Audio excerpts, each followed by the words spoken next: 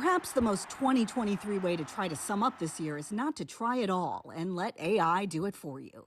After all, Collins Dictionary named AI its word of the year for driving the conversation about the power and potential perils of artificial intelligence, as Senator Richard Blumenthal proved when he used an AI-generated deepfake of his own voice. Too often, we have seen what happens when technology outpaces regulation. But even AI couldn't envision all 2023 had in store. But what the heck is that? A Chinese spy balloon crossed the country, capturing people's attention, creating political concerns. The military shot it down after a 7-day journey. 2023 made its own communications history. Twitter tweeted for the last time when Elon Musk rebranded it X. TikTok CEO faced a critical Congress. Your platform should be banned. But 150 million active TikTok users in the U.S. kept scrolling, according to its CEO, and sharing their experiences throughout the year. Extreme weather was a frequent theme. Deadly wildfires in Maui arrived so quickly in August.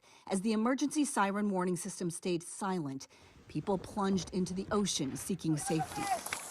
You gotta go! At least 110 died. Thousands lost their homes in Hawaii's largest ever natural disaster. Unions walked. Tonight, for the first time in our history, we will strike all three of the big three at once. United Auto Workers, Kaiser Permanente workers, LA's school district workers, Writers Guild of America workers, and SAG-AFTRA actors all went on the picket lines. In the Middle East, on October 7th, Hamas put what it said was a plan 2 years in the making into action, killing more than 1,200 people in Israel in just the attack's first hours, taking at least 200 hostages, some eventually released, others left in limbo. Israel attacked Hamas in Gaza in return, killing thousands more in an unfolding political and humanitarian crisis. Back in the U.S., mass shooters took lives in the most ordinary places. In Lewiston, Maine, the year's deadliest mass shooting, 18 people died simply eating or bowling. 21-year-old Massachusetts Air National Guardsman Jack Teixeira arrested for allegedly leaking classified national defense information on social media. I did not and would not hurt my wife and my child. Disgraced former attorney Alec Murdaugh took the stand, but a jury took less than 3 hours to find him guilty of murder. Ohio's attorney general filed a federal lawsuit against Norfolk Southern after a toxic train derailment in East Palestine. Courtrooms set the scene for their share of politics. New York Republican George Santos pleaded not guilty to 23 charges, including fraud and money laundering. The House expelled him, the 6th congressman, first Republican. New Jersey Democratic Senator Bob Menendez and his wife pleaded not guilty to federal corruption-related charges, accused of accepting hundreds of thousands of dollars worth of bribes. Hunter Biden became the first child of a sitting president charged by the Justice Department.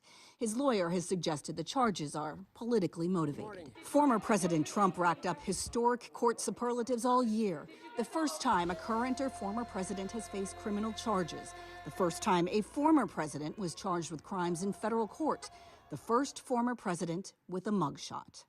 Trump stayed on the campaign trail, and President Biden went to Georgia to honor former First Lady Rosalynn Carter, who died at age 96 after a lifetime of service.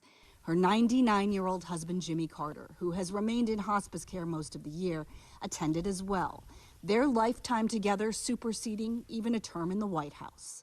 That kind of contrast happened all year. A son's book, a king's coronation, the challenges of conquering space, the dangers of exploring the ocean when a Titanic-bound submersible imploded, killing all on board. This year, the Supreme Court ruled against a decades-long precedent of affirmative action in college admissions processes and said First Amendment free speech protections allowed a Christian web designer to refuse services for same-sex weddings. Even status quo brought change.